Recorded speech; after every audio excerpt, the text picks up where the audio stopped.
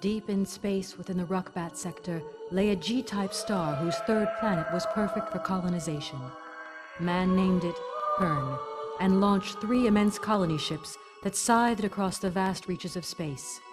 After abandoning their craft in orbit, they settled on the planet below. As their new lives flourished on Pern, a new enemy approached. Every 200 years, the red star passed close to Pern. Deep within the tail of this comet, life existed. A single-minded parasite known as Thread. An enemy without conscience or feeling, whose only instinct was to destroy and devour the food-rich hunting grounds of Pern so it could survive. There was no escape from its appalling attacks. As the Thread hit the ground, it destroyed all organic life it touched. The colony was ravaged and was forced to take shelter in the mountains to the north as Thread laid waste to their equipment, destroyed their technology, and brought them to breaking point. With hope evaporating and on the verge of extinction, they turned to an indigenous form of life to save them. By genetically modifying fire lizards and utilizing their effective defense system, they created a new race of vast dragons. Named after the Earth legends they resembled, the fire-breathing reptiles took to flight to sear Thread from the sky. When the battle was over, the settlers returned to the simpler life. With the passing of time came the fading of memories. As time passed, they forgot about their home, about the machines that forged the land in which they lived, and eventually about the spacecraft floating in orbit. And now when Thread falls, the air is filled with the cry of dragon song, as the DragonRiders fly in formation again.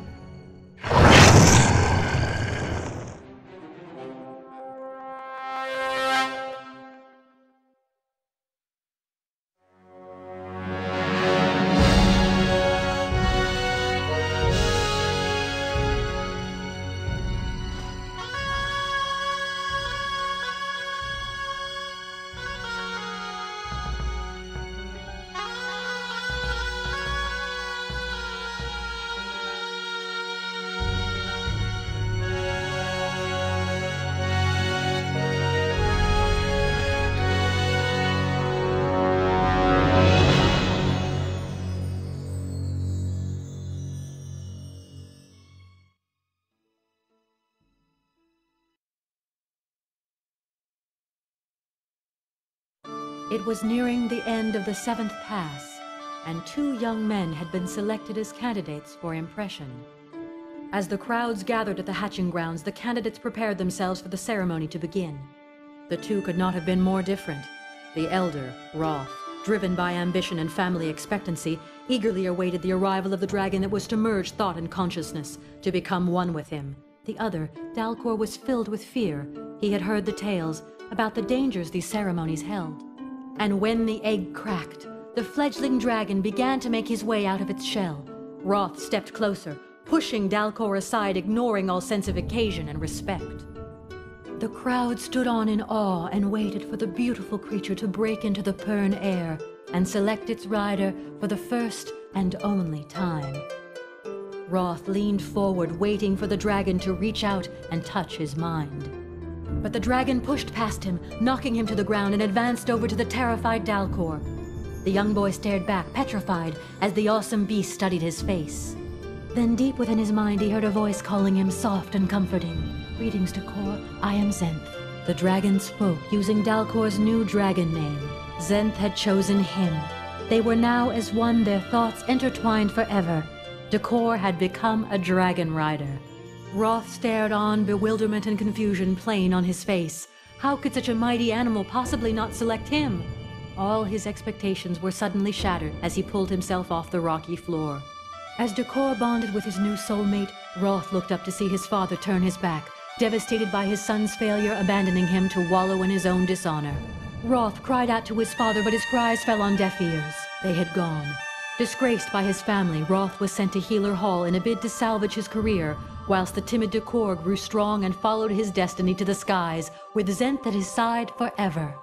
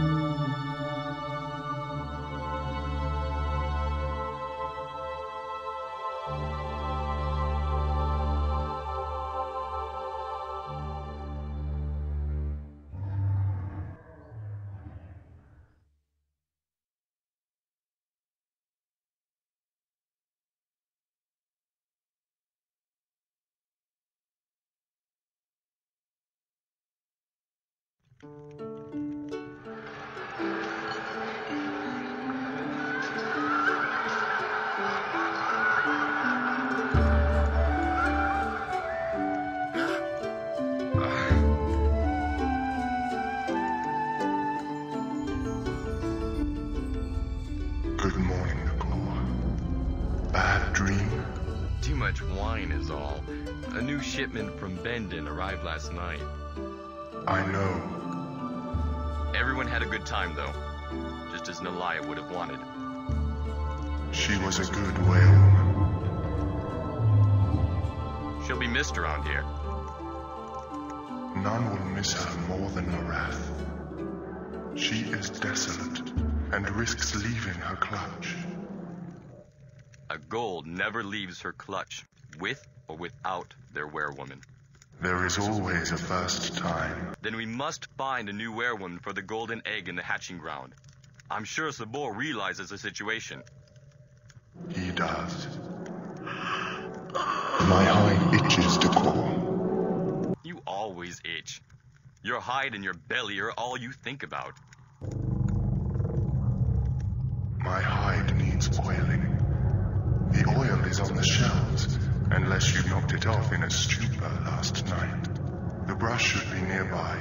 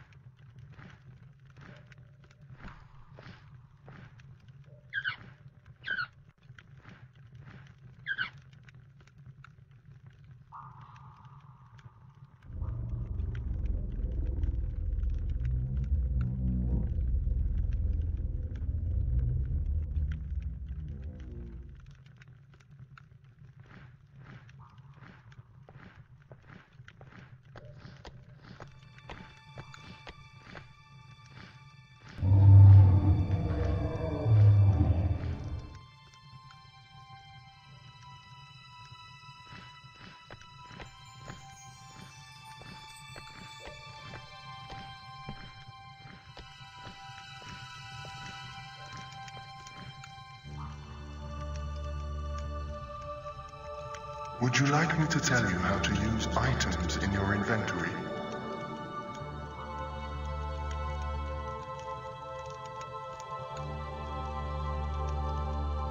I think with my clouded head that would be useful.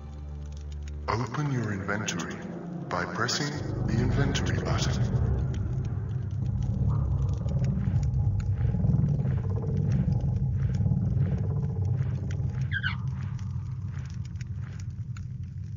Now select the oil. Your inventory will close when you do, and the item will appear in your pocket on the main screen.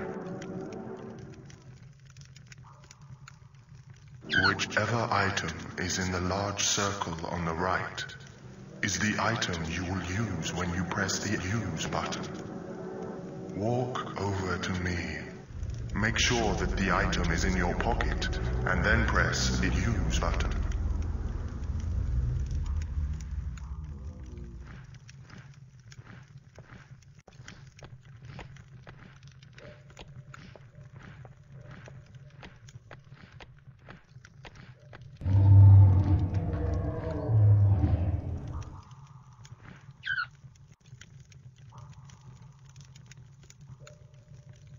Whichever item is in the large circle on the right is the item you will use when you press the use button.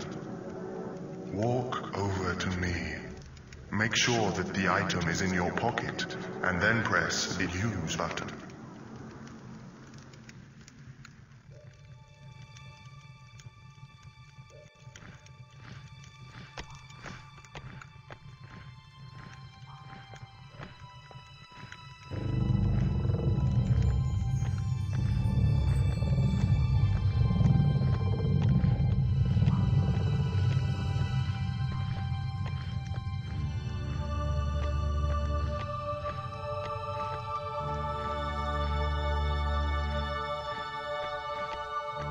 Whichever item is in the large circle on the right is the item you will use when you press the use button. over to me. Make sure that the item is in your pocket, and then press the use button.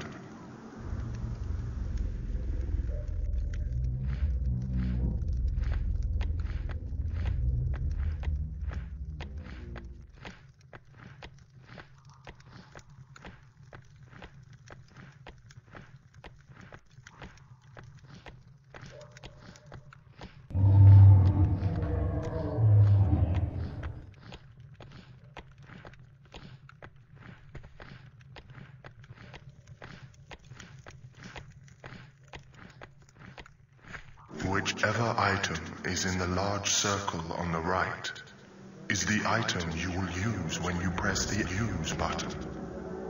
Walk over to me. Make sure that the item is in your pocket, and then press the use button.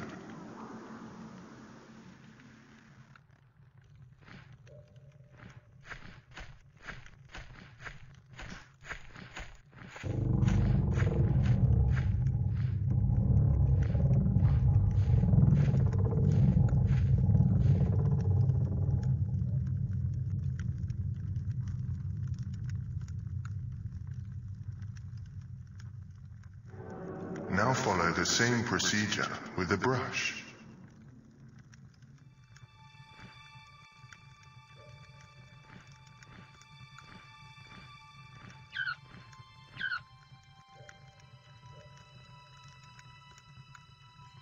Thanks, Decor. Yugath has told me that Sabor wants to meet with you and the rest of the wing later in the day. Regarding a new werewoman, no doubt. A search is required. No suitable candidates are here in the weir. We must go to the hold. I'm not sure the other riders will like that too much. They think hold stock is inferior. Nonsense. It is what is on the inside that is important to us, not where they come from. Don't let the old men's dragons hear you say that. You know that rigid tradition is all that drives them. The Red Star has almost passed. Soon traditions will have no meaning. Perhaps. It has been known that the Hold Lords will begin to question our purpose on Pern. We shall have to wait and see.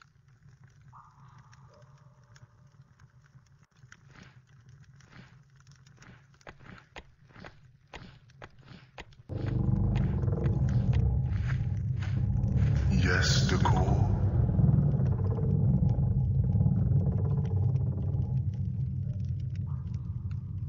What can you tell me of this place?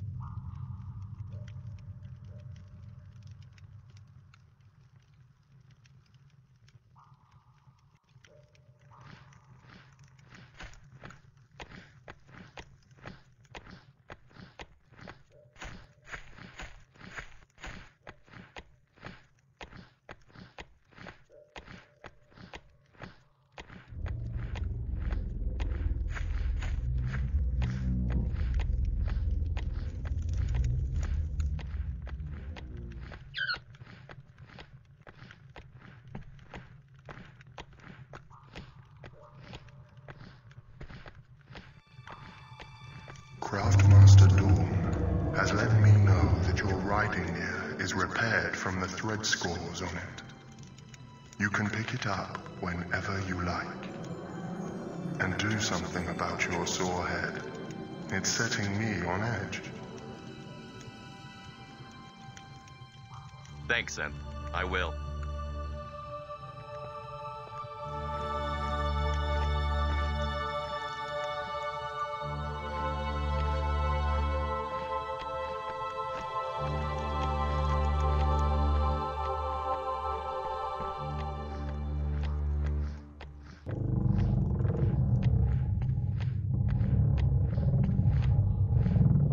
Who are you? I'm Decor. Well, Decor, when at least you become more conversant, perhaps we will speak. Go now, I'm busy.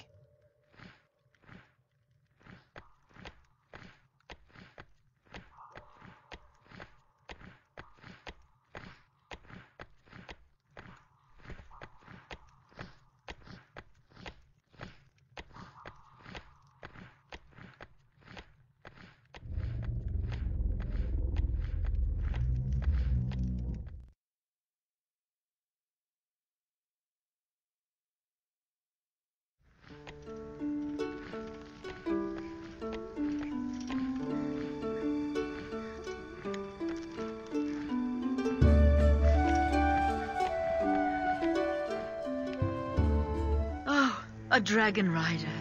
Thank the first egg. What's the matter, Jillian? You seem distressed. It's my boy, Jim. He's been gone all night and I'm worried out of my mind. Where was he seen last? He went to the wereball last night to play with Jax and the other children, but never came back.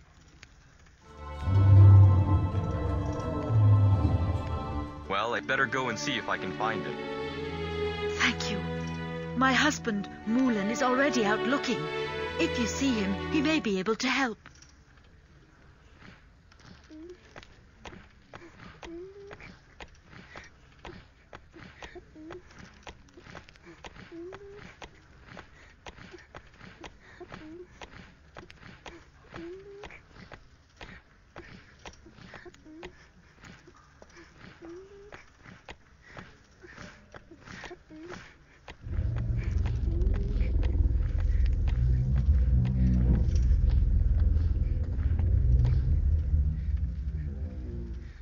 Good morning, Decor.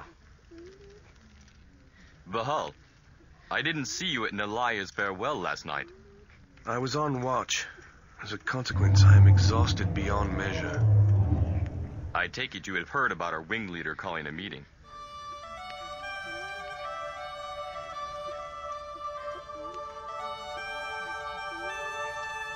Of course. Actually, are you heading down to Fabenzweir? If you are, as I am utterly spent, would you give this skin to him? He and I were talking at great length the other evening about some of the great ballads, and he requested some of them from me. I'm sure I'll bump into him at some point. Thanks, Decor. My duty to you. If someone could wake me once the meeting starts, I would appreciate it.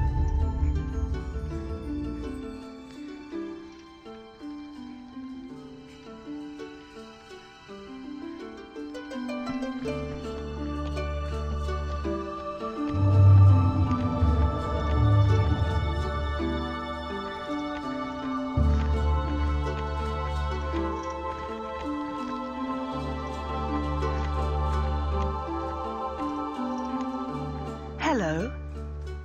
Hello, Emara. I was just admiring your work. Thank you. I call it the world of Pern tapestry.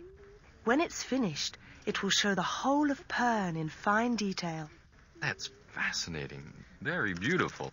In order to complete it, I need someone very reliable to gather information for me.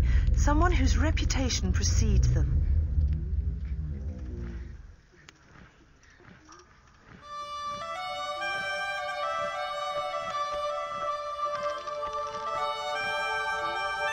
In order to complete it, I need someone very reliable to gather information for me. Someone whose reputation precedes them.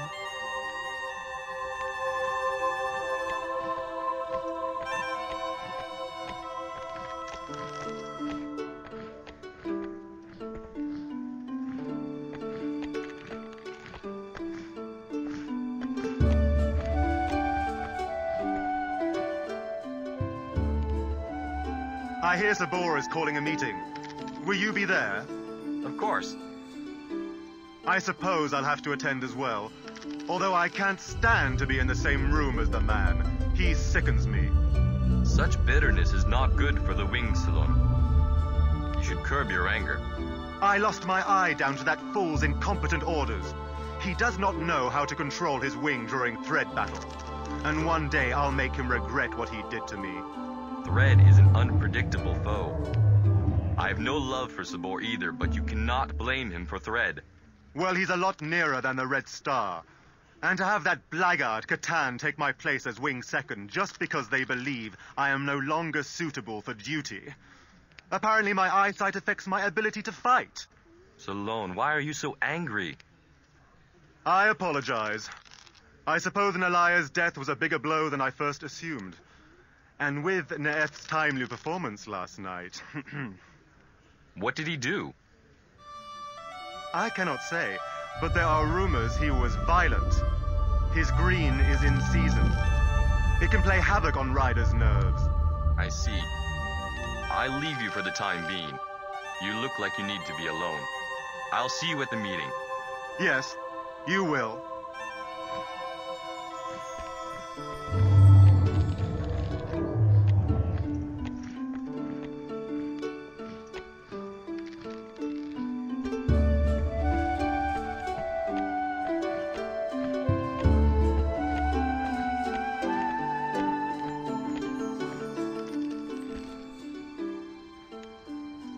Good morning, Decor.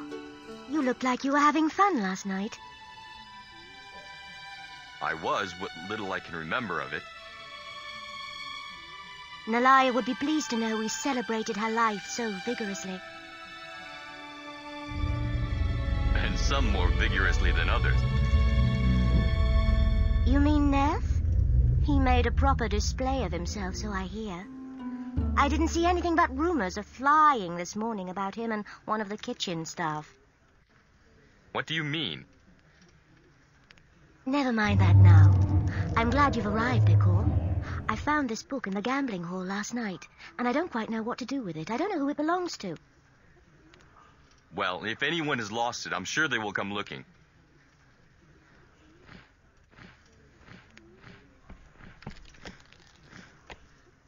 Decor? Yes? Do you know what day it is? The same day it was when you found me that pearl last term. Your name day? Could be, Decor, could be. But don't worry yourself with it. I'm sure you have more important things on your mind.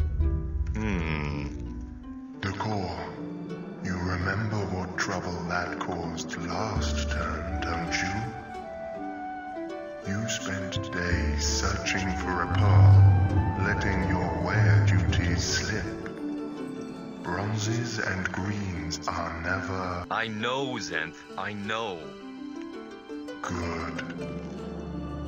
We do have more important things to do than fishing, Decor.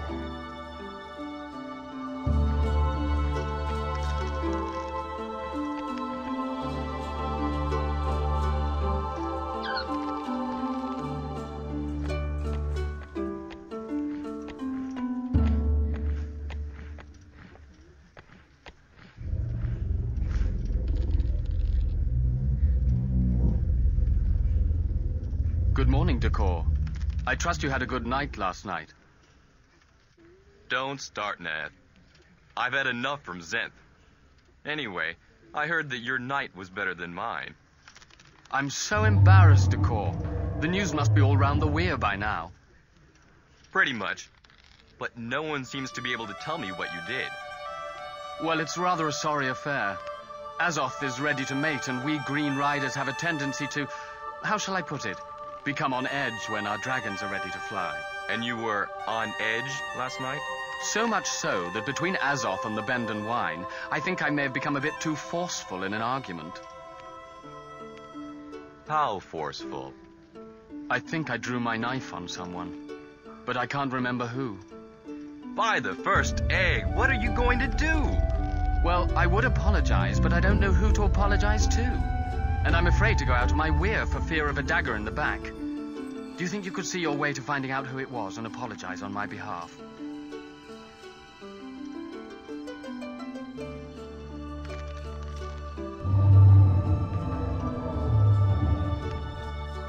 Well, I'm sure it was unintentional. I'll ask around for you. Thank you, Decor. You do me a great honor.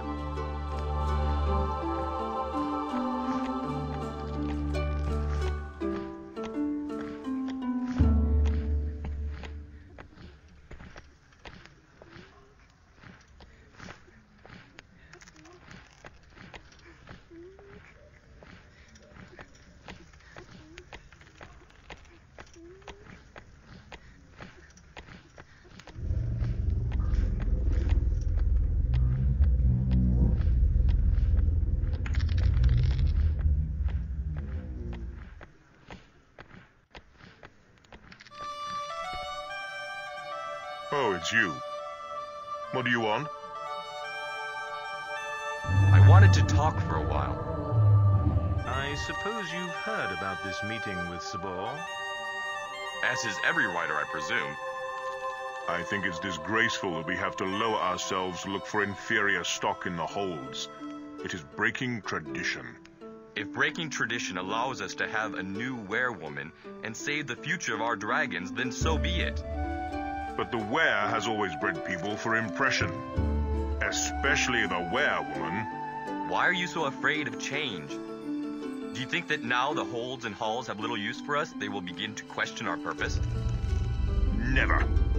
The DragonRiders are the only reason their homes have not been razed to the ground and their flesh seared from their bones. And they should be grateful? They do provide for us after all. It's a fair exchange. Wary teeth, man. The riders are superior in every respect. Apart from some idiot greens like Nueth. There are some characters out for his blood after his escapade last night. No one seems to be able to tell me what he did. I think Sabor may have something to say on the matter. Shells, man. Sabor is a fool, as are most of the riders here. Always talking about how things must change with the times. Well, I'm too long in the tooth to start thinking differently. The current ways have lasted for hundreds of turns for a good reason. They won't change now. You'll see.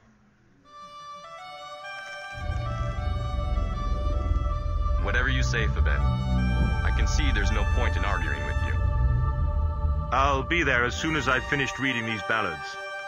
Actually, Vahul said he would lend me one of his, but he hasn't got around to it. If you see him, could you get it for me? He already asked me to deliver it to you. Oh, I see. Well, give it here, lad. Don't dally. Right. Thanks.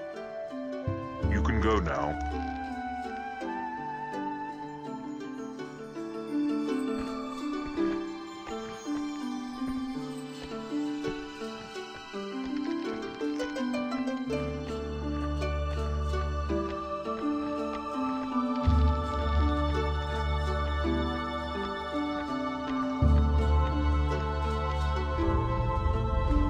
Decor, you're up early. I bet your head feels a bit thread-beaten, doesn't it? I felt better. Now, about that gambling debt you owe me. Gambling debt? I must have been drunk. The look on your face. You were right, Timen. That was a good prank. You have no debt, lad. At least not with me. You're sharply in here this morning. The dice were unfair last night. I need to cover my losses, and Timen here offered to play a few rounds with me. And we nearly lost our table, too, when you decided to carve your name in it. Until Catan stayed your hand. My apologies. Well, I shall leave you men to it. Clear skies and fair weather, Decor.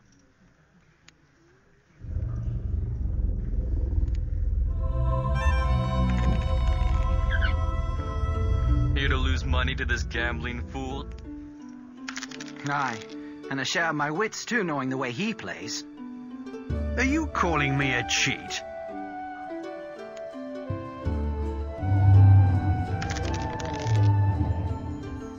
Well, I shall leave you to it. I'll see you at Sabor's meeting later on. I suppose, although I think the more traditional among us will not like what he has to say.